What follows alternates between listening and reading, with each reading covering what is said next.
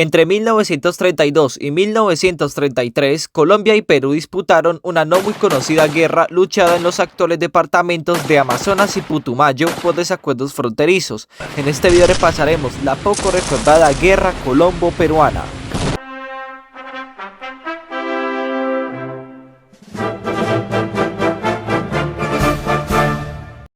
El conflicto tuvo sus orígenes en 1823 cuando se firmó el Tratado Mosquera-Galdeano, donde los recién independizados Perú y la Gran Colombia comenzaron a crear sus fronteras basándose en el Uti Possidetis Juris de 1810. El Uti Possidetis Juris es una locución en latín que traduce como poseéis por derecho, y en derecho internacional público significa la mantención de un statu quo del dominio de un estado sobre un territorio que les pertenece o les perteneció en un pasado. Bajo este principio, Perú y la Gran Colombia establecerían sus fronteras basándose en las mismas que tenían cuando estos eran colonias de España.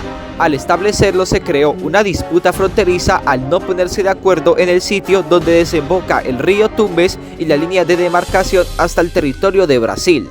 Este desacuerdo fronterizo, sumado a la desconfianza de los peruanos al gobierno de Simón Bolívar, las deudas económicas por las campañas emancipadoras, la invasión del ejército del Perú a los territorios de Tumbes, Jaén y Maynas y la intervención peruana en Bolivia de 1828 fueron el casus belli de la Guerra Gran Colombo-Peruana.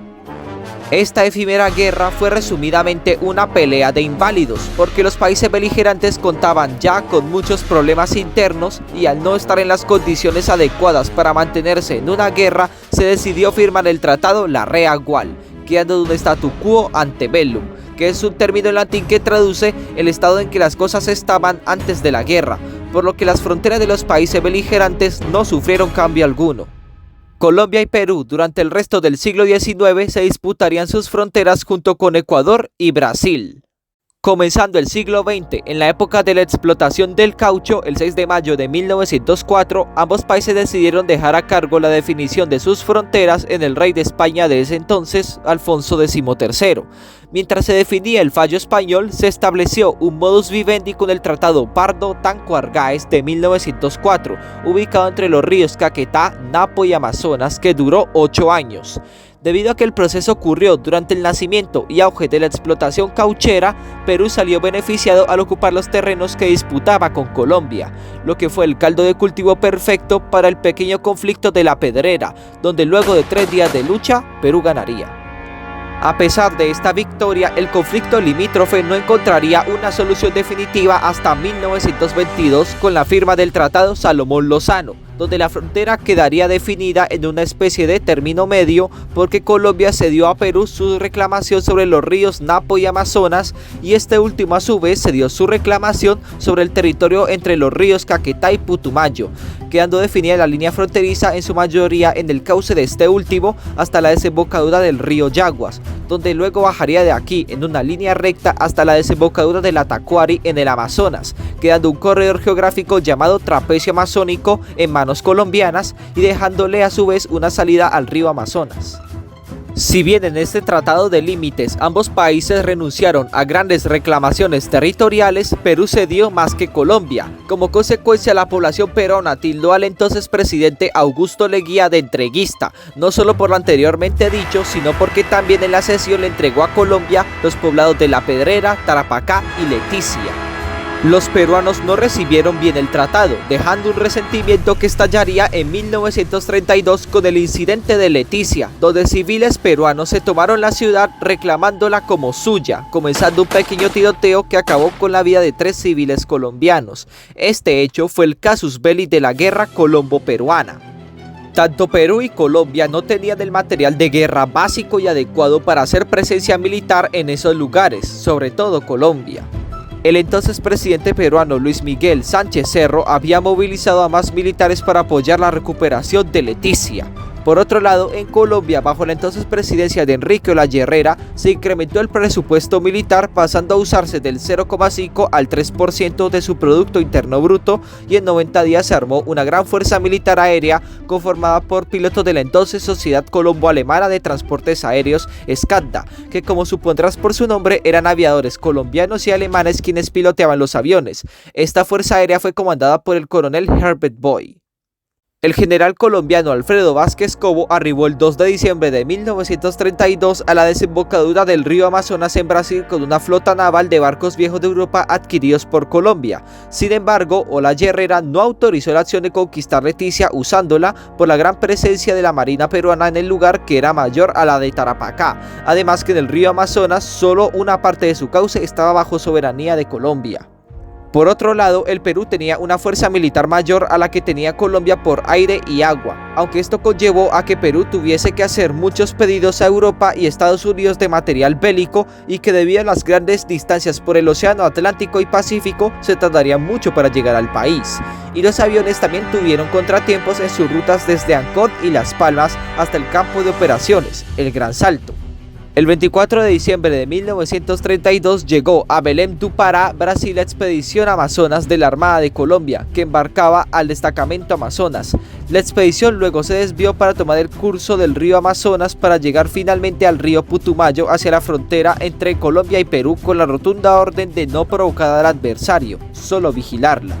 Las batallas comienzan con el combate del Encanto, donde 3 soldados colombianos cruzan el río Putumayo para hacer un reconocimiento en el lado peruano, y al encontrarse con 30 soldados del Perú entran en combate, causando un tiroteo que dejó un soldado de Colombia herido de muerte y otro cayendo muerto. Del bando contrario caen entre 3 y 6 soldados. Una semana después ocurre el combate de Tarapacá, donde la flota colombiana, que se encontraba en aguas de la línea Apaporis-Tabachinga, que es esta de aquí, en el sitio nombrado como Cardoso, cercano al mencionado puerto, con 700 soldados aproximadamente, sufre un ataque por parte de una escuadrilla aérea peruana el 13 de febrero. El combate seguiría hasta el día 15 de febrero. Colombia lograría sacar a los peruanos del puerto de Tarapacá. Además, las relaciones diplomáticas entre Perú y Colombia se rompieron. Posteriormente, las hostilidades seguirían en el ataque a la isla Chavaco, donde la Fuerza Aérea Peruana atacó este lugar ubicado frente a Huepí. El ataque fue frustrado por los militares colombianos presentes en el lugar, terminando con un avión derribado sobre el río Putumayo del bando peruano. Los peruanos tendrían problemas con sus aeronaves adquiridas al estrellarse una sobre Paita, otra sobre el sector de la Tagua en el río Putumayo, y otros aviones intentarían bombardear una lancha colombiana, bombas las cuales no dieron ese objetivo debido a la gran altura de la que fueron lanzadas. Luego le sigue el combate de Puerto Hilario, donde el ejército de Colombia avanzaría por el trapecio amazónico movilizando cañones y lanchas blindadas con la intención de tomarse el puesto de vigilancia de Puerto Hilario sobre el río Cotué, que estaba cerca del puesto de Buenos Aires, también del Perú. Al desembarcar, el ejército peruano resistió el ataque, obligando a los militares colombianos a reembarcarse en las lanchas y emprender la retirada, significando el primer revés para Colombia. No obstante, con la batalla de Buenos Aires, los colombianos volverían a alzarse triunfantes al obtener el control de la guarnición peruana de Buenos Aires en el mismo río anteriormente mencionado, sin encontrar mucha resistencia de las fuerzas peruanas, tomándolos prisioneros. Los peruanos intentarían retomarla hacia las 5 de la tarde con un bombardeo de entre 6 y 8 aviones, impactando una de las balas en un cañonero colombiano, dejando un soldado muerto y 6 heridos de ese bando. Sin embargo, el blindaje no fue perforado. Posteriormente ocurre la batalla de Huepí, donde la Fuerza Naval Colombiana atacó y desembarcó al ejército colombiano en esta base militar peruana con el objetivo de ocuparla, hecho que lograría con ayuda de la Fuerza Aérea. Semanas después ocurriría el combate de Calderón, donde una unidad peruana abrió fuego con fusiles y ametralladoras a una unidad colombiana, que aunque no tenía el armamento listo para el momento del ataque, los peruanos se retiraron del sitio sin bajas aparentes. Luego le sigue el combate de Yabullanos, llevado a cabo en el sitio homónimo, donde el ejército del Perú ataca a 2 cañoneros que transportaban a unidades militares colombianas hacia Calderón. Las fuerzas de este último país, al mando de José Dolores Solano, respondieron ante el ataque y al amanecer siguiente realizan un desembarco, provocando la retirada del ejército peruano, dejando un soldado colombiano herido y 2 peruanos muertos. Un día más tarde, el 30 de abril de 1933, el entonces presidente del Perú, Luis Miguel Sánchez Cerro, muere asesinado por Abelardo Mendoza Leiva. Este fue sucedido por el general Óscar Benavides, quien era amigo del que en esa época era el presidente electo de Colombia, Alfonso López Pumarejo. Ambos se reunieron 15 días más tarde en Lima. Mientras tanto, las hostilidades seguirían con el combate del río Algodón, donde el 1 de mayo Colombia con su marina armada iría a una base aérea que Perú tenía para hidroaviones, pero debido a que la noche los atrapó en su búsqueda no la lograron detectar y los peruanos retiraron su flota de hidroaviones de esa base. Entre tanto se desarrollaba otra batalla en Pucaurco, Saravia, donde la flota colombiana lucha reñidamente contra la guarnición peruana del mismo nombre, impidiéndole desembarcar. Luego los enemigos se retirarían y la flota de Colombia lograría un desembarco sin encontrar alguna huella del oponente.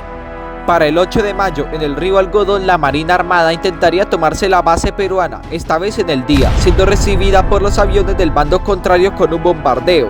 No obstante, tuvieron que cambiar la estrategia a la defensiva, debido a que justo llegaron los aviones colombianos para apoyar el ataque a tierra, donde un avión peruano fue derribado y la flota aérea restante emprendió la retirada a otra base. Mientras ocurría todo lo anterior, la Marina peruana junto con las flotillas presentes en el frente de batalla cruzó el Canal de Panamá e hizo un bloqueo en las costas del Mar Caribe y el Océano Pacífico colombiano, lo que hizo que Colombia tuviese que establecer una base en Buenaventura con hidroaviones y con cañones de protección costera y otra en Cartagena de Indias. Sin embargo, no hay evidencias históricas que respalden esto. El 25 de mayo de 1933, tras 8 meses de batalla, se pacta un alto al fuego mediante unos acuerdos hechos en Ginebra. Pero al día siguiente ocurren los enfrentamientos en La Zoila, donde las tropas colombianas, conformadas por 10 soldados en un golpe de mano nocturno que aún no sabían sobre el alto al fuego acordado, capturan por sorpresa a 4 oficiales peruanos y 77 soldados del mismo país en un campamento en la zona del mismo nombre. Además, obtuvieron armas del enemigo. Perú aceptó entregar a Leticia a una comisión de la Sociedad de Naciones que durante un año estudió posibles alternativas de solucionar el conflicto. Igualmente, Colombia cedió al Perú la base de Güepi y la isla de Chabaco un mes después de la firma del alto al fuego y entregó a los prisioneros de guerra peruanos.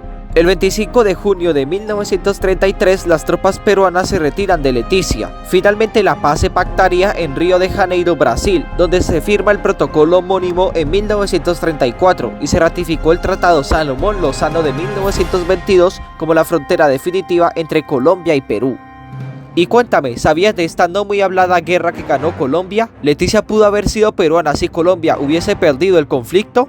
Cuéntamelo en los comentarios. No olvides darle me gusta al video, comentar, compartir y suscribirte a mi canal activando la campana de notificaciones en todas para que así YouTube te avise cuando suba un nuevo video. ¡Hasta luego!